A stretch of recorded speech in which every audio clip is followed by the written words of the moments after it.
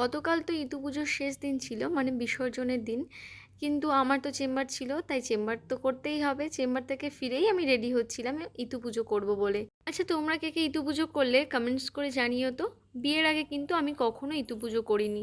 এটা আমার second time Itu পুজো। আমার ওই বাড়িতে কিন্তু কখনো ইতু পুজো হয়নি, মানে সব ঠাকুরের পুজো হলেও কখনো আমি বা আমার মা আমরা কেউই ইতু পুজো করিনি। আমার ঠাকুমা বলে যে ঠাকুমা ছোটোবেলাতে ইতু পুজো করেছে, কিন্তু বিয়ের পর আমাদের ওই বাড়িতে আর কখনো ইতু পুজো হয়নি বা ঠাকুমাও করেনি। সে মতো আমরাও কখনো করিনি। আর বিয়ের পর আমি আগের বছর ইতু পুজো করেছিলাম, আর এটা আমার সেকেন্ড টাইম ইতু পুজো করছি। তো এখানে ঠাকুর ঘরে এসে দেখি আমার শাশুড়ি মা সমস্ত কিছু গুছিয়েই রেখেছিল। আমি জাস্ট ঠাকুরের ভোগের জন্য ফলগুলোকে কেটে নিচ্ছিলাম, আর এখানে ভোগের প্রসাদটা রেডি করছিলাম। তারপরে একটু আলপনা দিয়ে নিলাম। মা অলরেডি আলপনা দিয়েছিল, দেখো চৌকাঠের ওপরে। আর আমি একটু অল্প ছোট করে একটা আলপনা দিয়ে নিলাম। আর এখানে চিকুবাবু তো আমাকে পুজো করতে দিচ্ছিল না, আমার কোলে এসে শুয়ে পড়ছিল, তাই মা ওকে একটু সরিয়ে দিচ্ছিল।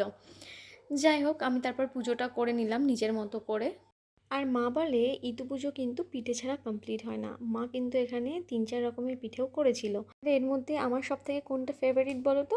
এই তেলে ভাজা পিঠেটা। এটা আমার ছোটোবেলা থেকে খুব ফেভারিট। ও বাড়িতে গেলে কিন্তু মা আমাকে সব সময় এটাই করে খাওয়ায়।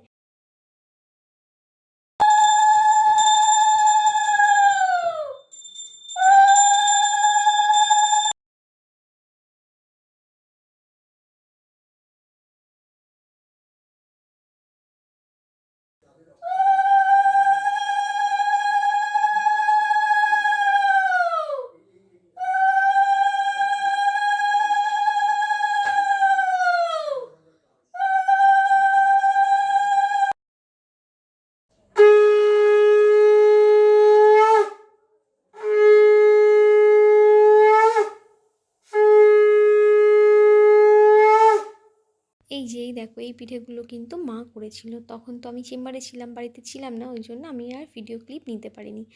তাই এখন তোমাদেরকে দেখাচ্ছি। আর ঠাকুরের প্রসাদ হিসাবে এইগুলোই ছিল। যেহেতু রাত হয়ে গিয়েছিল, তাই প্রসাদও কিন্তু আমরা অল্প অল্পই করেছিলাম, কারণ রাত্রেবেলা কে এত ফল প্রসাদ খাবে বলো তো। তাই সব কিছু অল্প অল্প। আর পুজো শেষে আমি একটু সবাইকে প্রসাদ দিয়ে দিচ্ছিলাম, মানে অদ্বৈত আর বাবাকে প্রসাদ দিচ্ছিলাম। পুজো তো কমপ্লিট হয়ে গিয়েছিল, তাই এখানে প্রণাম করে ঠাকুর নিয়ে আমরা বিসর্জন করতে যাচ্ছিলাম। আর অনেকটা রাস্তা খালি পায়ে যেতে হবে, তাই ঠাকুরটা মায়ে নিয়েছিল।